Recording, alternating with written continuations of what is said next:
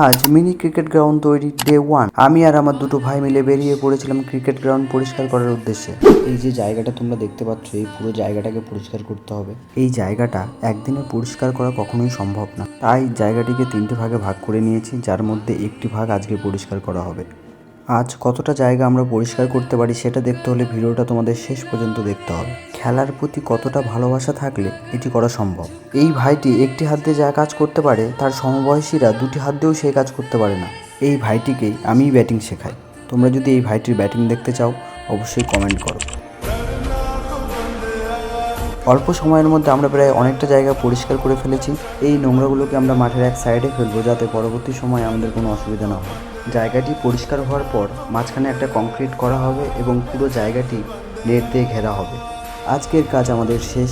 তোমরা যদি ডে 2 এর ভিডিও দেখতে চাও তাহলে অবশ্যই কমেন্টে জানাও, এবং এই ভিডিওটি কেমন লেগেছে সেটাও কমেন্টে জানাতে ভুলবে না।